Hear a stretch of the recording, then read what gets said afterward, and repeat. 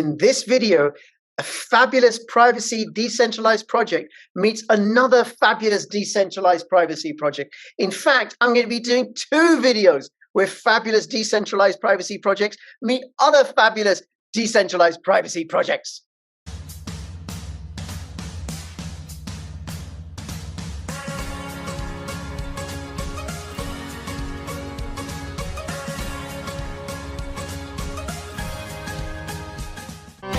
Take the first step towards online privacy.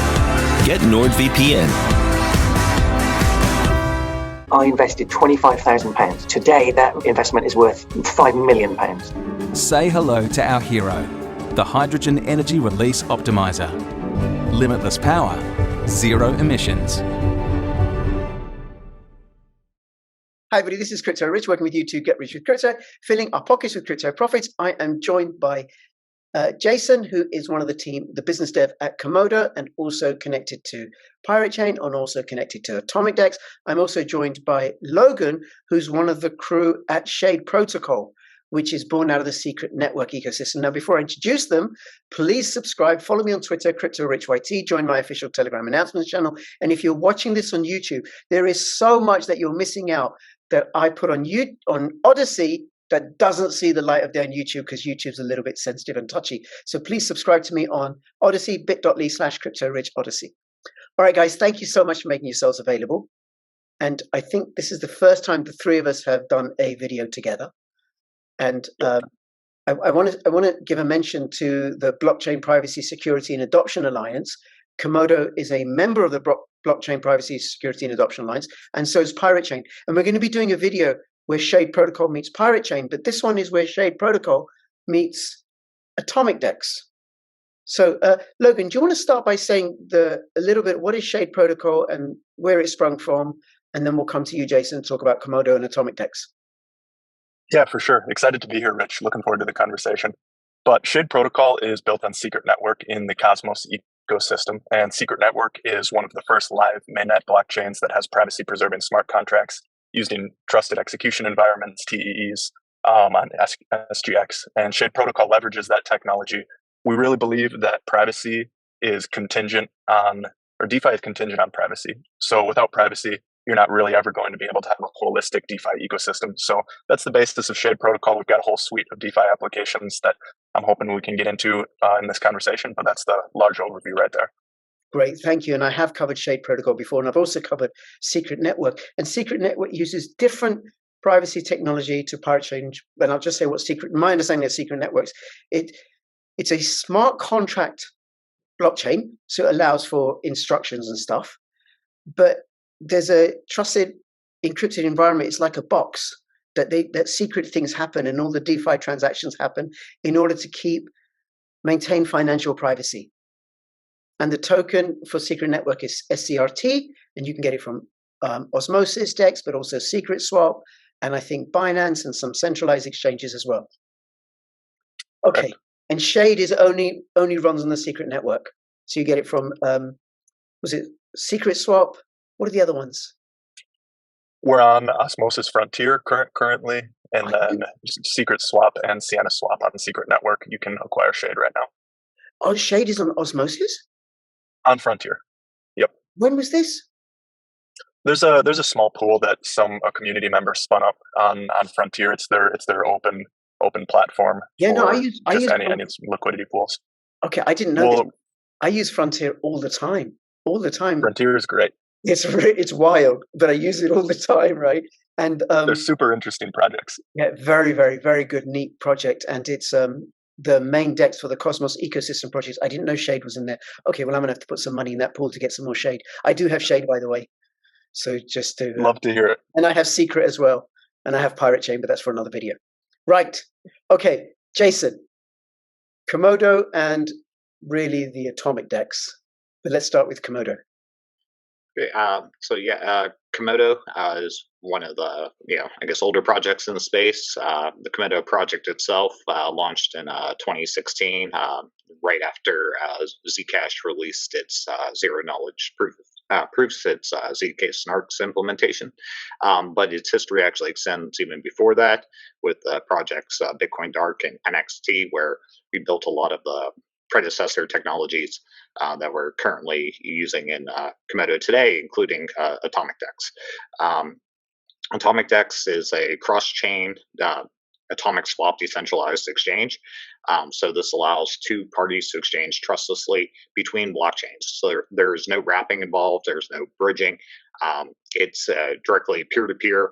Even the order matching is straight peer-to-peer. It's not done via the chain, but done through a secondary, like BitTorrent-like network that routes the orders.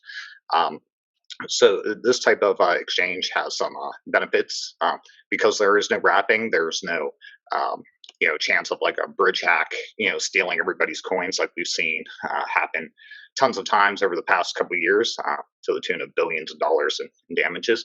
So it's one of the reasons why we actually developed this technology.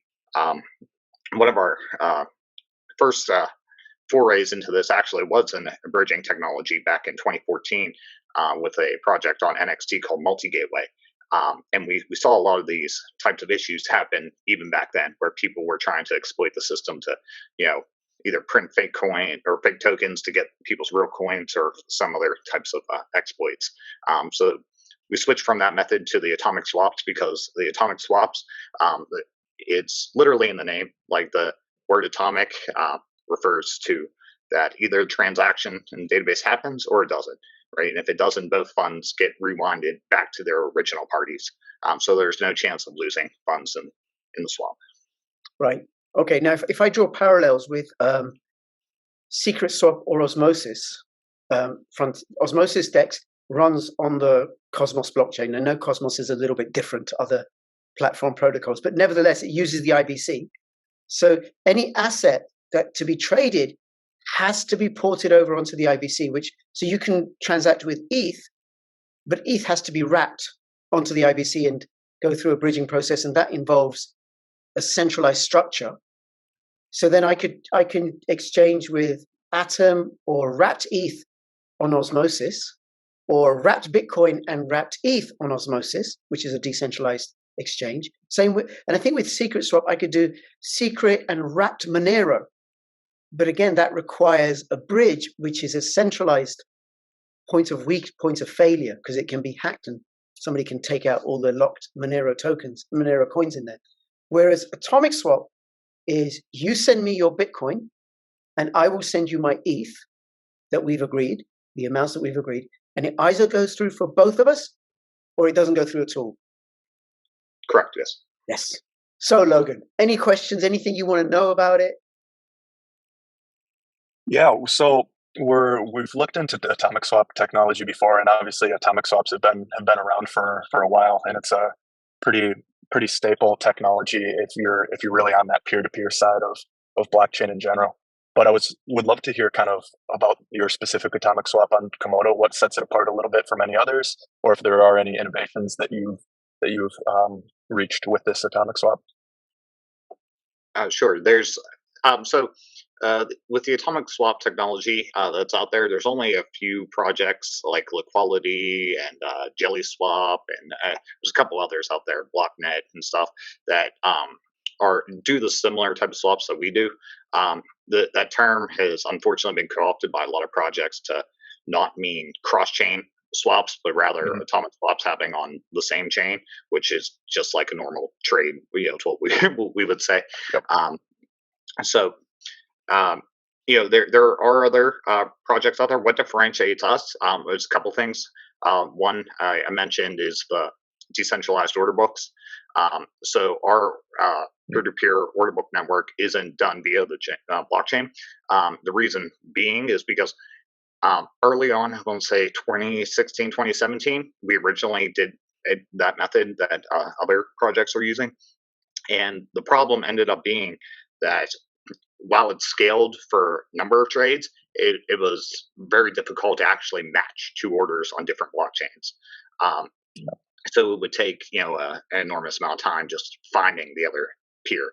So we basically wrote our own decentralized order matching protocol. So that's one major difference, that we don't rely on the blockchain, two different blockchain networks to try to hack together a peer-to-peer order matching system between chains. Another big difference is the amount of protocols that are available.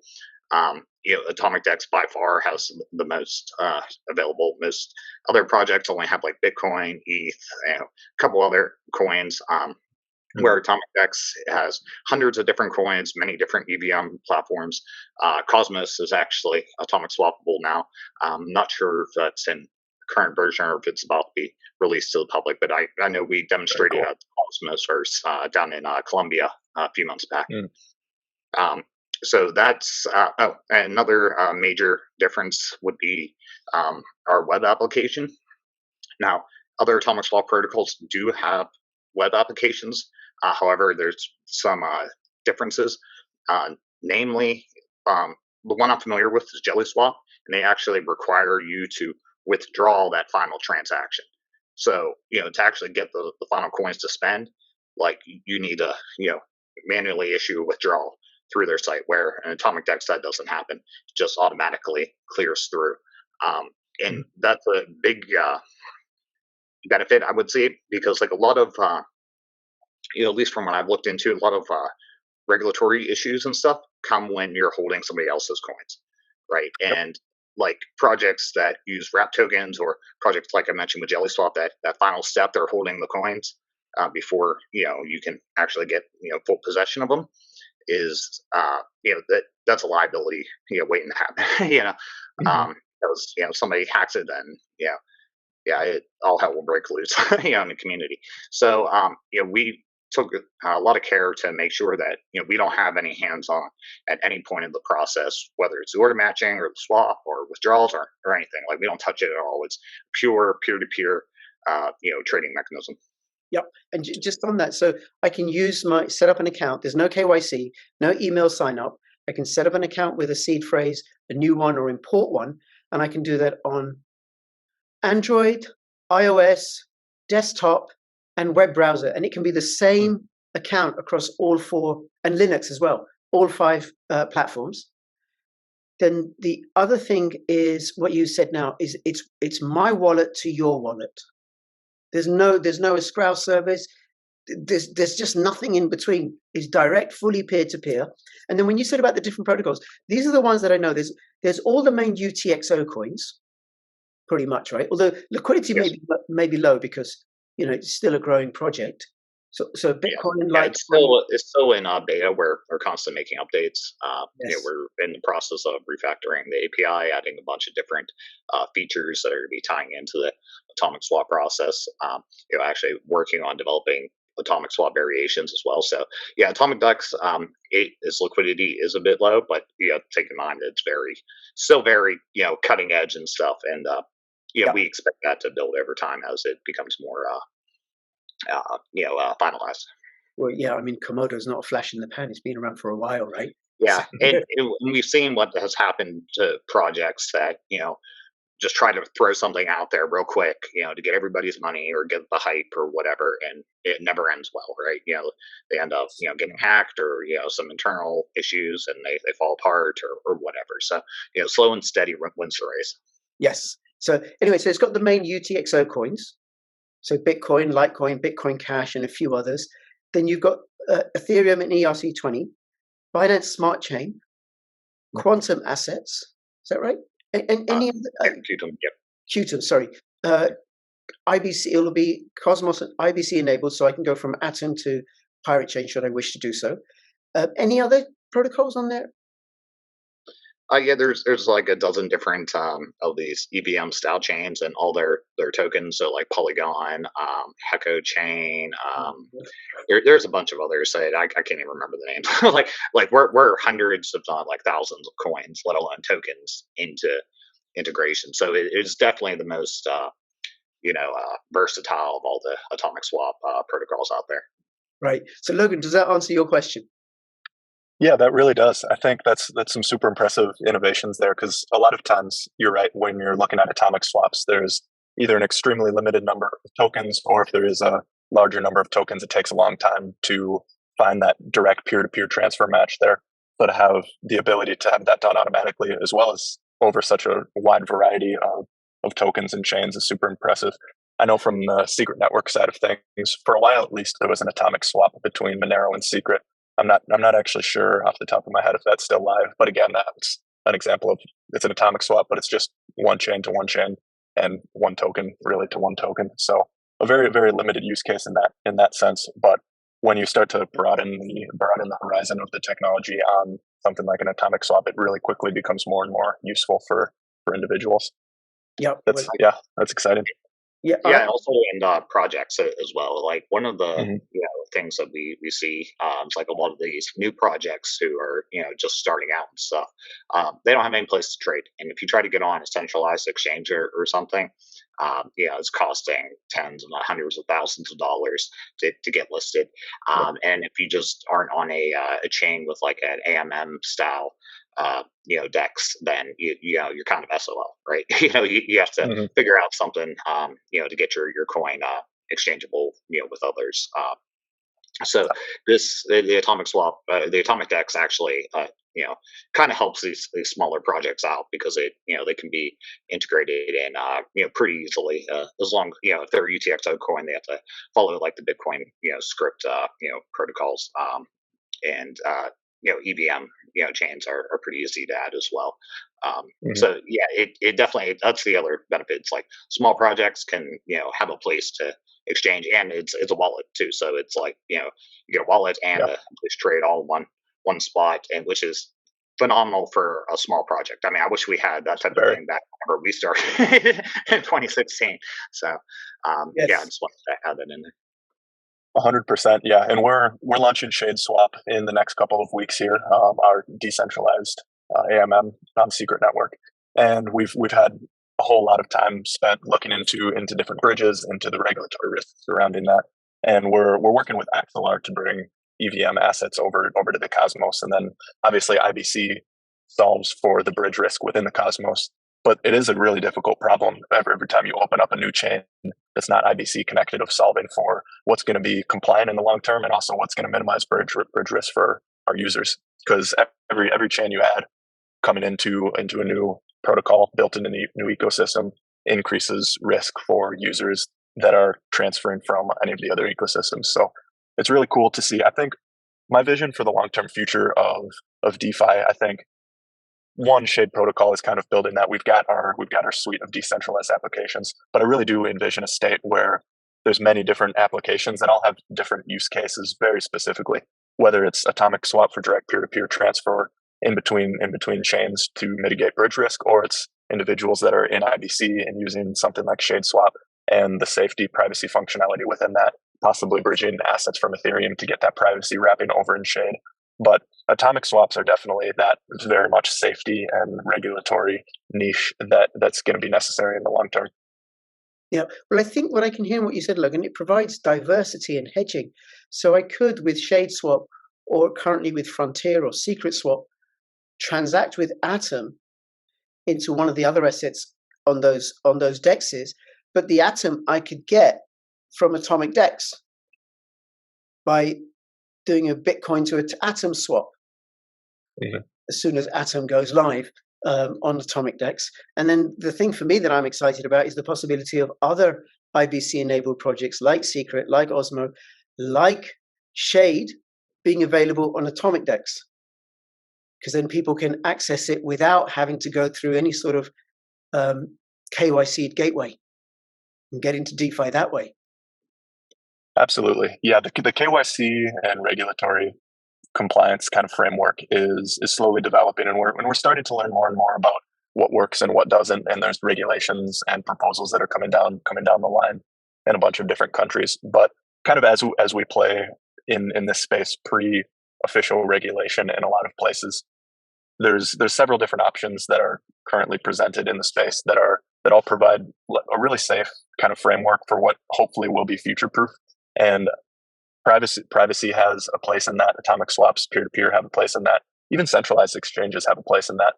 But it's just kind of building out a robust ecosystem of all of these different options in the time that we're waiting and seeing which ones fit the user story, which ones fit the market, which ones fit regulatory frameworks. And honestly, I think it'll be quite a few different options that end up fitting different niches in the space. So people that are building atomic swaps have a place right alongside decentralized AMM exchanges as well as centralized exchanges. So it all kind of meshes together to build what eventually will be a really robust DeFi framework. A decentralized DeFi framework. Yes. Yeah, I agree with that. Like, often we get questions or criticisms about atomic swaps versus AMM, but like Logan mentioned, it's like they both have a place. So they're both really two different tools for two different jobs. With atomic swaps, it's really focused on just getting from point A to point B. Where with AMMs, it's like you're already at point B. Now you get to do what you want, while you're at point B.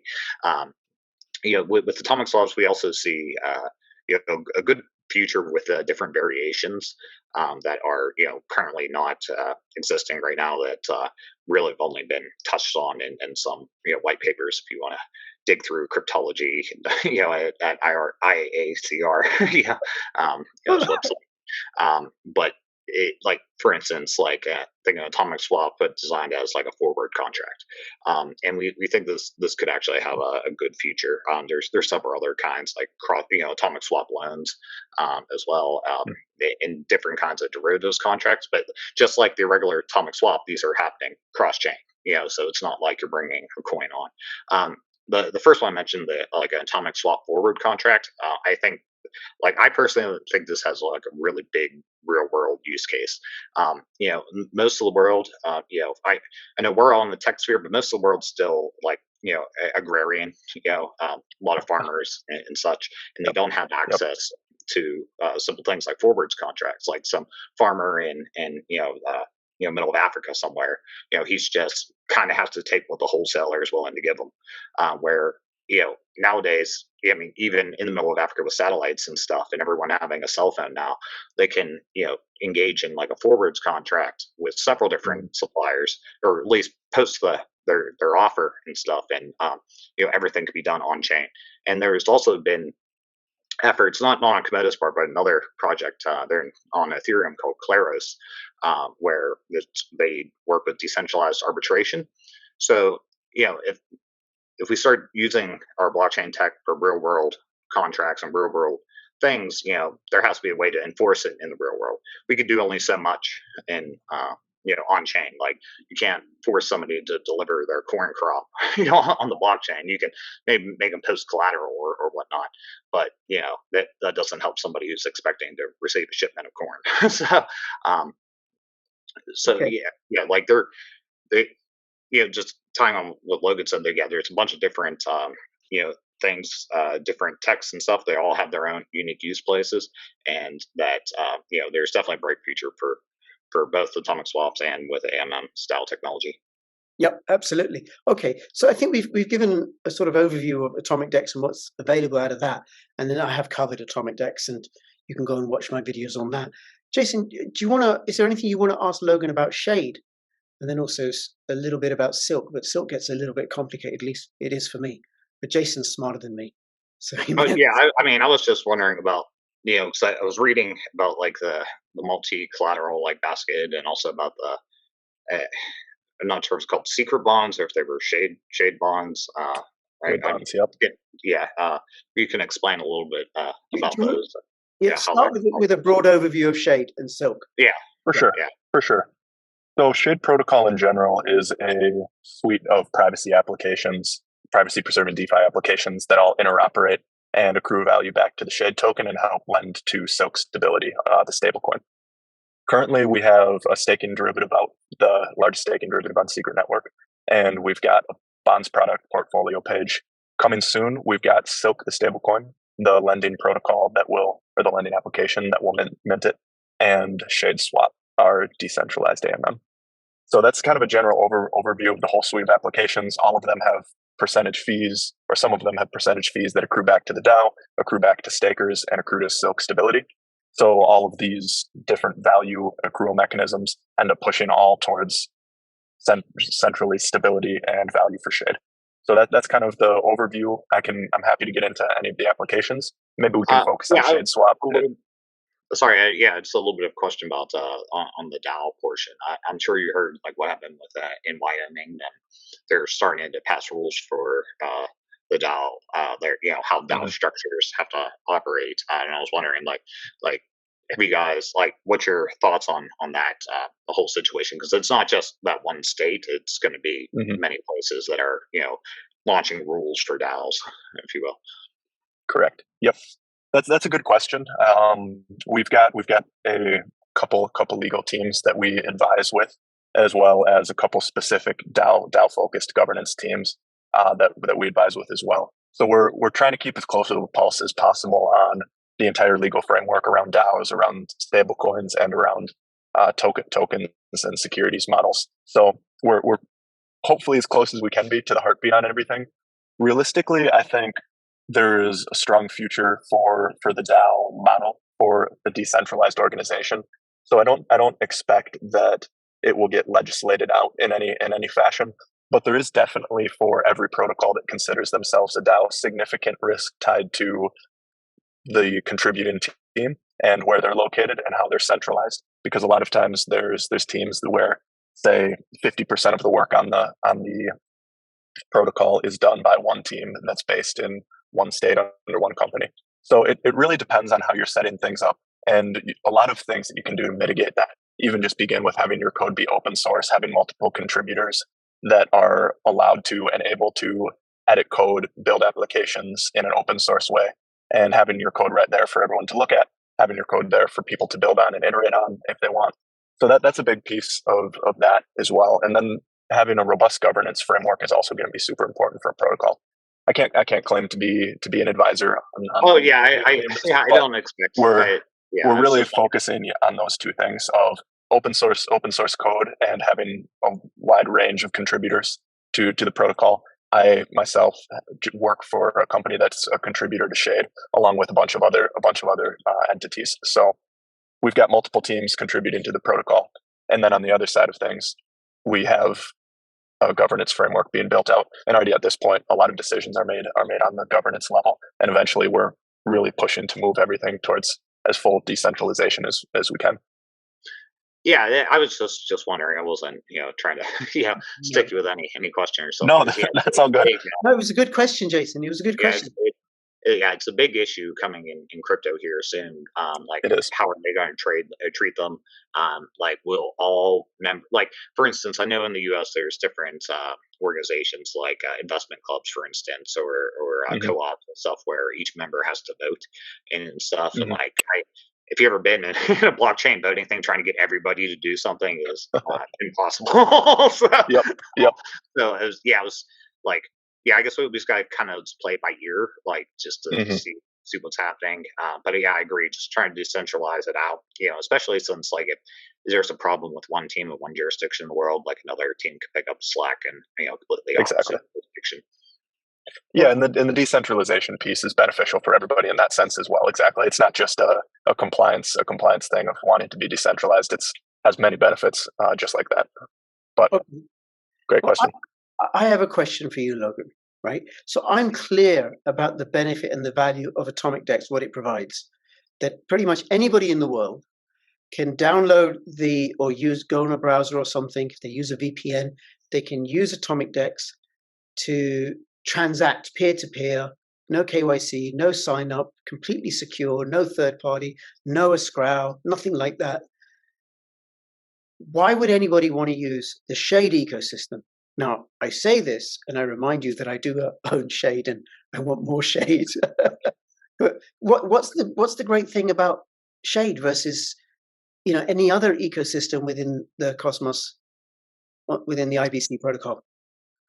Yeah, that's a great question, and honestly, that's half my job to answer that to a bunch of different people. So that's a good question. But realistically, the Shade protocol value statement is twofold. And one, it's going to be a privacy preserving suite of applications. So you have all of the DeFi applications that you need that are all on one platform and all work seamlessly within each other. So for example, you can bridge a wrapped Ethereum asset directly into Cosmos on our bridging solution.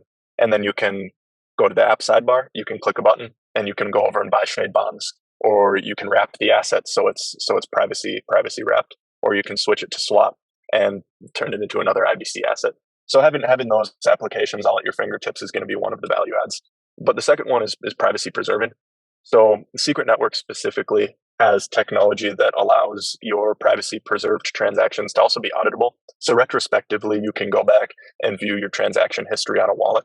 And that's valuable because it helps to fit into the regulatory framework that we do see coming down the pipeline in the next couple of years. So there will be a point where if you're a U.S. citizen, or likely most countries, but for example, you're a U.S. citizen, the IRS knocks on your door and wants to audit for taxes. If you're doing a lot of transacting on the blockchain, that's going to be rolled into the rest of your financial audit as that happens. So then with Secret Network technology and on Shade Protocol, you can pull up the list of your transaction history. You can show that to whatever regulatory body is looking to see your financial history. And then you have the option there to be compliant in whatever jurisdiction that you're transacting in. Right. And obviously that's the overview, both the big benefits there. Yeah, and that's really important in the commercial sector as well, because like some investment fund doesn't want other investment funds to know what they've got, where they're transacting, how much they're making or losing, but they do need to show that to their auditors and to the tax authorities and stuff, so I can see the value of that. But that Secret Network, does Shade allow for that as well?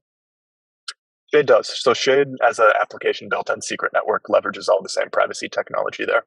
And then additionally, rather than just the on-chain like data, we have other aspects of having swaps and having bonds and having lending that benefit from that privacy.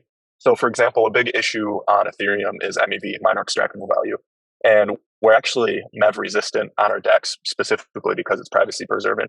Similarly, on the lending protocol, you can't see when an individual wallet is about to get liquidated, and you can't see the price point that the liquidation is set at because it's privacy preserving. So there's all of these kind of malicious actor games that you actually can't do on Shade Protocol's applications because of the privacy preserving aspects to it. So it does add some additional security to individuals and organizations that are using our platform in that sense of not being able to get liquidated intentionally, not having MEV on all of their transactions, that type of thing. So there's additional privacy features that are leveraged for Shade. Sure. And just so people are okay, what MEV is, minor extracted value, is a problem in Ethereum block with Ethereum, that somebody can see what transactions are lined up to be processed, and then they can jump the gun, take advantage and front run the trades, which you can't do with Shade, as you were saying. Mm-hmm. Okay. Any other last questions from either of you for the other, or anything either of you want to say about your projects? Yeah, maybe last thoughts for Shade Swap that we're super excited about is we also had. We should do a separate updates video. We should do a separate. Oh, we can do that. Yeah, we'll do that for sure. Lots of exciting updates and things happening with Shade. Anything else you want to say, Logan, about Shade? Nothing from my side. Anything for you, Jason? Yeah, I just wanted to say that coming towards the end of 2023 and 2024 roadmap will be expanding into a lot of the different IBC chains, including Shade. This year is primarily focused on a lot of core work. We will have some additional chains being added during this time, but they're kind of work half done from previously, and we're just finishing them up. But for this year, our main focus with Atomic Dex is finalizing the core API and adding a bunch of new features and such to make the swap experience better. So yeah, if you're a user of the Cosmos ecosystem, look towards the end of 2023 and into 2024 for expansion into the dozens of different chains that are available in the IBC ecosystem. Yes. Well, I'm looking forward to that, because then I can easily take the gains that I'm making from Osmosis Dex and use Atomic Dex to buy some pirate chain, which will be the subject of another video where Shade meets R, and we'll record that soon. And I want to thank you both for taking the time out to have this conversation. I'll have all the links in the description below. If you have any questions or comments, let me know. Have you used Atomic Dex? Do you have Shade? And in the subsequent video, Logan, we're going to be talking. I want to know about this Shade airdrop when that's happening as well. Okay, but we'll talk about that in the subsequent video and all the other updates. Thank you both, and everybody. Thank you for watching. If you have any comments or questions, I've said that, but I'll say it again. And between now and when I see you next, please keep filling your pockets with Shade and Atomic Dex and KMD and Pirate Chain. This is Crypto Rich and Crypto Jason and Crypto Logan signing out. All the best. Bye bye. Thanks, guys. Bye.